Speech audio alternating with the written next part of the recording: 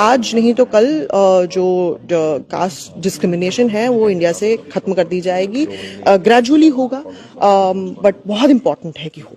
एक पर्सनल सवाल जी। आप रुचिका शर्मा जी। आपसे अक्सर ये सवाल पूछे जाते होंगे कि आप इस तरीके की जब बात करती हैं, अपनी राय रखती हैं, किसी तरीके का कोई आप पर प्रेशर कि आप ब्राह्मण होकर इस तरीके से आप लोगों को जागरूक करने की कोशिश कर रही हैं, आप अपनी बात रख रही हैं, जी, इसको कैसे देखते हैं? जी, मैं ब्राह्मण औरत हूँ और अगर आप ब्राह्मण, ये बड़ी बात है, ब्राह्मणिज्म एक तरफ, औरत होना एक तरफ। ब्राह्मणिज्म की हिस्ट्री पढ़ें तो मेरे और मेरी माताओं के साथ भी बहुत बुरा हुआ है। आप सती की प्रैक्टिसेस देख लीजिए, आप मनुस्मृति पढ़ लीजिए, उसमें तो औरत को बहुत ही खराब तरीके से बिल्कुल डिह्यूमनाइज किया गया है।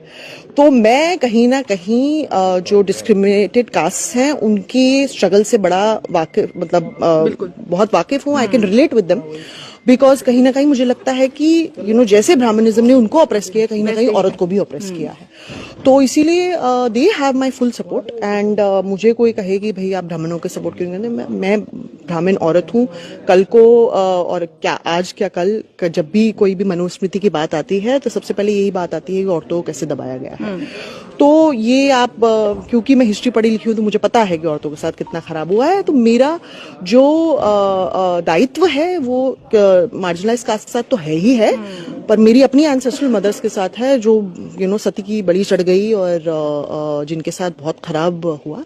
तो as a woman I think I absolutely oppose Brahminism even more.